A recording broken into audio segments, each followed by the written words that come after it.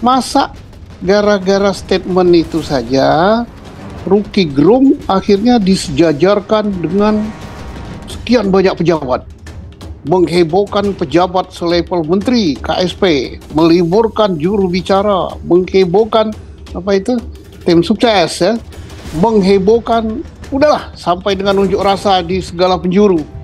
Loh, yang dilawan Rocky Gerung sendiri kok hanya satu. Jadi namanya jadi besar.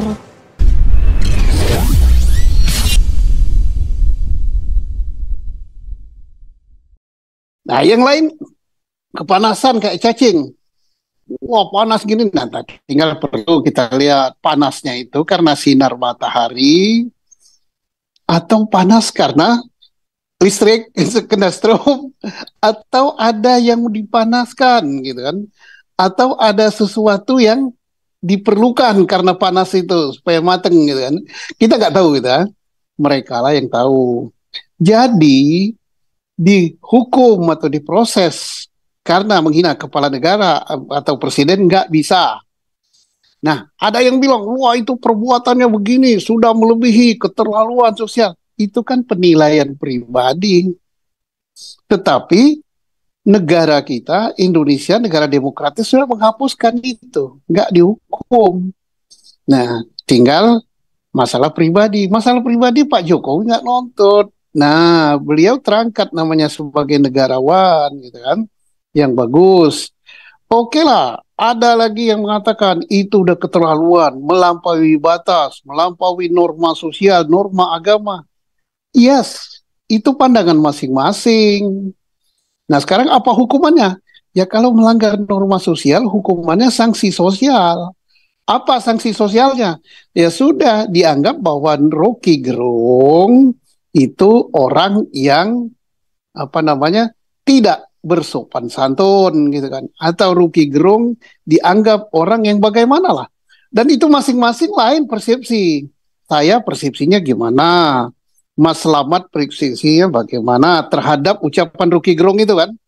Ada 270 juta persepsi, ya silakan, sanksinya ya itu. Ya jangan disahabati. Kalau kita bersahabat dengan Rocky Gerung, ya jangan disahabati ya. Dan ini saya tidak membela Rocky Gerung ya. Saya sependapat bahwa ucapan Rocky Gerung itu keterlaluan. Tidak pantas kalau menurut norma saya. Tetapi itu tidak bisa dihukum. Nah, karena saya akan berikan sanksi sosial pada Rocky Gerung, ya satu, saya tidak akan mencontoh seperti itu. Karena jauh dari peradaban saya, jauh dari norma saya. Kedua, ya saya mungkin tidak akan berteman akrab dengan dia, nggak akan ngajak dia makan di restoran, nonton film gitu kan. Karena lain normanya kan. Tapi saya tahu itu nggak bisa dihukum secara norma hukum pidana. Kemudian, bagaimana kalau Pak dikenakan sanksi undang-undang ITE? Apanya yang di ITE kan? Itu undang-undang keranjang sampah. Nah, nanti panjang ceritanya. Wah, dia nyebarkan berita bohong gini. Apanya yang bohong? Siapa yang berwenang nilai itu bohong? Kan itu pendapat Rocky Gerung. Pendapat Rocky Gerung nggak bisa dinilai orang lain. Itu pendapat pribadinya bahwa pemerintah begini, pemerintah gini, pemerintah gini. Siapa yang berwenang menilai pendapat? Nggak ada. Nah, jadi undang-undang ITE, dan bahayanya kalau pakai undang-undang ITE nanti dianggap orang, wah aparat ini diperalat mencari-cari kesalahan. Nggak ada kesalahan ini dimasukkan ke sini. Nggak ada ini bila perlu dicari dia salah mencuri mangga waktu kecil gitu. Nah, itu jadi gitu, tambah ribut gitu. Terus terkait dengan membuat gaduh. Yang bikin gaduh tuh siapa sih? Rocky Gerung keonaran. Oke, ya keonaran. Rocky Gerung is okay karena dia dianggap melanggar norma sosial, dianggap ya. Saat dia menyatakan, tapi itu nilainya, menilai itu macam-macam, tidak sama, itu persepsi. Oke, terjadi unjuk rasa di sana, terjadi unjuk rasa di sini, terjadi apalah gitu, minta Rocky Gerung dihukum. Oke, yang onar, yang ribut, yang unjuk rasa itu siapa? Anak buahnya Rocky Gerung atau bukan, gitu kan? Gitu aja nilainya. Terus yang mengeluarkan statement begini begitu siapa gitu ya harus dihukum. Ya begitu saja. Kalau ini didiamkan kayak Pak Jokowi, seorang negarawan, ya ini nggak akan onar, tenang-tenang saja. Oh saya tersinggung gini-gini. Bukan Anda saja tersinggung, saya pun tersinggung. Saya dulu coblos Jokowi loh, 2 kali pemilu coblos Jokowi. Dan saya sangat cinta Pak Jokowi, sangat bangga dengan Pak Jokowi. Dan saya kenal beliau itu sejak beliau SMA. Saya ini di Solo loh dulu tugasnya. Jadi bukan hanya Anda aja, Anda mungkin Anda yang memprotes saya, mungkin baru kenal beliau sejak beliau jadi presiden. Saya udah sejak lama kenal, bukan dengan Pak Jokowi saja, dengan keluarganya. Tetapi saya sangat sependapat dengan beliau. Beliau negarawan. Nah, keuntungannya apa? Dengan beliau tidak ngadukan itu secara pribadi seperti presiden yang dulu, nama beliau terangkat. Oh, beliau nganggap kecil itu. Beliau tidak anti kritik. Beliau ini betul-betul figur negarawan. Nah, sayangnya orang dekat dia yang teriak-teriak. Nah, Mas Slamet ya, saya mengeluarkan statement ini terhadap pernyataan saya pertama. Ada yang protes saya. Wah, Susno itu jenderal, tapi bekas dipenjarakan, bekas ini, bekas itu, koruptor. Oh, lihat dulu. Saya ini bukan dipenjarakan kayak yang lain. Saya ini dengan instansi saya sendiri karena beda pendapat. Gitu. Carilah kesalahan saya. Oleh karena itu, saya berharap dan saya tidak mau lagi terjadi rekayasa, terjadi kriminalisasi. Tidak enak. Saya ini pernah dikriminalisasi, sehingga kalau Rocky Gerung mau dikriminalisasi, saya tidak setuju, walaupun saya tidak setuju dengan statementnya. Saya tidak setuju dengan statementnya, tapi nggak bisa dihukum. Dan jangan sampai Rocky Gerung dicari-cari kesalahannya, dikriminalisasi. Saya pernah merasakan itu. Jadi jangan sampai ada yang kritik, oh Pak Susno pernah dihukum, Pak Susno gini. Iya, dan saya berkali-kali nyatakan itu. Jadi artinya, oke lah, ini bukan masalah yang besar. Tunjukkanlah kenegarawan masing-masing. Tidak usah jadi presiden, jadi negarawan itu. Jadi pejabat, tunjukkan ngapain, kayak cacing kepanasan. Apa ada yang dicari gitu kan? Ya kalau nggak ada yang dicari, sudahlah, itu biar saja. Wong yang dihina, wong yang direndahkan martabat aja nggak protes. Kita protes, cari-cari alasan. Iya, Pak Susno, Pak Susno, Pak Susno, apa indikator-indikator bahwa nanti memang terjadi kriminalisasi terhadap Rocky Gerung, Pak Susno, yang kita khawatirkan bersama?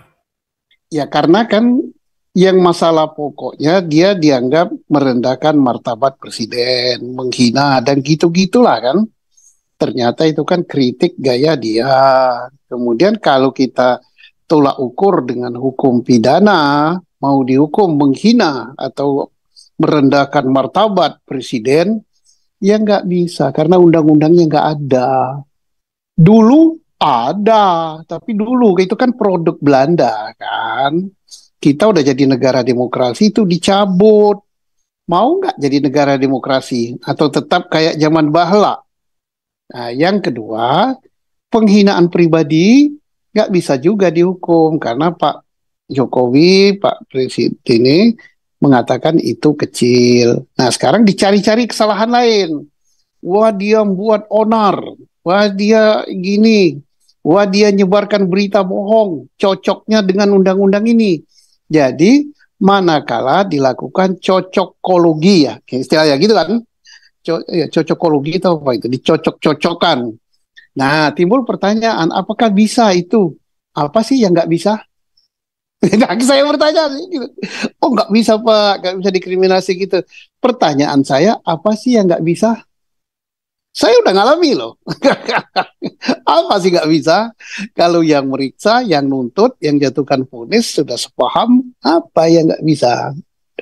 Nah itulah yang nggak boleh terjadi. Tapi saya yakin seyakin-yakinnya ya, bahwa polisi tidak akan melakukan atau tidak akan bisa diperalat. Pimpinan Polri sekarang sudah lain, sudah berubah gitu kan. Tidak akan. Nah, soal polisi mengumpulkan semua laporan, menyidik semua laporan yang masuk, itu kewajiban dia. Dia periksa semua laporan, tidak boleh polisi menolak. Setelah diperiksa, dia nyatakan bahwa, oh ini penyelidikan tidak bisa diteruskan. Apalagi kalau sudah sampai penyidikan, penyidikan dihentikan karena apa? Tidak terbukti, bukan pidana, dan lain-lain lah. Sesuai alasan yang ada di hukum acara pidana kita. Nah, oke. Saya yakin bahwa ini banyak yang protes pada saya. Wah, gini, saya ini nggak ngomong pribadi saya. Yang saya sampaikan ini adalah bunyi undang-undang kita. Yang buat undang-undang itu siapa? Ya kita sendiri. Melalui apa? Melalui wakil kita yang terhormat di DPR. Nanti banyak yang menghina pribadi saya. Pak Susno, Ya, dengan konstruksi hukum yang Pak Susno tadi sampaikan, Bapak meyakini kasus Rocky Gerung ini akan lolos. Dan tadi apa maksudnya Pak Susno menyampaikan bahwa Rocky Gerung termasuk yang diuntungkan yang kedua, Pak Susno? jadi kan dari pertama dulu siapa yang diuntungkan? Presiden, ya jelas pribadi Pak Jokowi dan Jokowi selaku presiden. Dia dapat nama bahwa beliau betul-betul negarawan gitu, nggak mau menghukum rakyatnya, nggak mau cari-cari kesalahan rakyatnya, dia fokus kerja. Nah itu namanya udah naik gitu kan. Dua, Rocky Gerung, entah apa yang disampaikan dia, walaupun saya tidak setuju dengan bahasa seperti itu, saya sangat tidak setuju. Tapi dia sudah dapat panggung, semua membahas Rocky Gerung gitu kan. Wah, ilmuwan membahas, pakar hukum membahas, kalangan media membahas, kemudian pemuja dia membahas. Ya dapat panggung dia. Nggak usah pasang iklan, ya udah dapat panggung. Ya, yang ketiga yang paling tidak diuntungkan. Siapa? Ya kita anggap apa yang kena pecundang sama Rocky Gerung gitu kan. Yang salah menyampaikan statement gitu yang buru-buru kepanasan itu. Kalau soal kemungkinan, ya kemungkinan banyak sekali. Saya katakan tadi, apa sih yang nggak bisa? Nah, itu kan pertanyaan yang sangat besar itu kan. Wong 1 tambah 1 aja bisa 9 gitu kan. Kan yang penting bersepakat, yang meriksa, yang nuntut, yang menghukum kan selesai. Apa yang nggak bisa? Tapi penilaian publik itu akan sangat-sangat menyakitkan. Nah, kemudian pertanggungjawaban akhiratnya gitu kan. Kenapa? Ya begitulah. Itu dosa gitu. Nah, sekarang masa gara-gara statement itu saja Rocky Gerung akhirnya disejajarkan dengan sekian banyak pejabat, menghebohkan pejabat selevel menteri, KSP, meliburkan juru bicara, menghebohkan apa itu tim sukses ya, menghebohkan, udahlah sampai dengan unjuk rasa di segala penjuru. Lah, yang dilawan Rocky Gerung sendiri kok hanya satu. Jadi namanya jadi besar. Saya nggak senang sama Rocky Gerung, saya nggak senang sama statementnya. Tapi karena akibat daripada orang-orang yang kepanasan atau pura-pura panas atau membuat dirinya panas gitu kan, karena ada sesuatu ya Rocky Gerung jadi besar, jadinya kalau ditanya kemungkinan ada saja gitu kan. Saya katakan apa yang nggak bisa diatur, tapi mudah-mudahan kemungkinan yang negatif itu tidak terjadi, karena efek sampingnya apa, tadi udah dikatakan efek sampingnya. Presiden sudah menyatakan tidak, dia tidak menuntut, dia tidak sakit hati, dia fokus pada pekerjaan, ini masalah kecil. Kita harap itu statement presiden itu adalah benar di luar dan benar di dalam. Tapi kalau misalnya dikatakan, aku ngomong gitu lain, lu tuntut aja gimana caranya gitu supaya dihukum. Lah, nama beliau dipertaruhkan. Besar sekali. Tidak mungkin presiden akan mempertaruhkan namanya, akan mempertaruhkan kenegarawannya dengan bermain belakang. Itu harganya mahal. Karena rakyat ini nggak bodoh. Rakyat ini pinter. Dengan masuknya laporan berbagai pasal, berbagai ini, berbagai itu, sudah ada kecurigaan. Wah, apa iya Pak Presiden tidak menuntut? Nah, nah itu akan menimbulkan berbagai kecurigaan dan penilaian negatif. Dan kita harap memang presiden betul-betul negarawan, betul-betul tidak menuntut, betul-betul akan fokus kerja. Jadi apa yang diucap sama dengan apa yang di dalam hati. Nah, itulah yang kita harapkan selaku rakyatnya. Ya, oke Pak Susno, sekarang kan silakan Pak diberikan rekomendasi Pak di akhir Pak, apa yang kira-kira penting kalau melihat peristiwa hukum ini agar kemudian jauh dari nuansa-nuansa politik atau motif politik sekalipun ini juga tadi Pak Susno menyampaikan ini pasti dikapitalisasi juga untuk bisa menaikkan keuntungan untuk elektabilitas baik Pak Presiden Jokowi maupun Rocky Gerung, Pak Susno. Oke, saya harap yang pertama ya Pak Rocky Gerung belajar dari sini. Kritik dia bagus, tapi mungkin ada beberapa yang menilai tidak sesuai dengan adab beberapa orang gitu kan. Ya, itu pelajaran beliau untuk dirubah. Yang kedua, kita berharap bahwa Bapak Presiden benar-benar negarawan, benar-benar apa yang diucapkan, benar-benar apa yang dimaui beliau. Yang ketiga, kita berharap sudah hentikanlah mencari muka dengan cara heboh sendiri gitu. Ini kalau saya katakan heboh sendiri, orang lain nggak heboh, hanya orang-orang tertentu aja yang heboh gitu.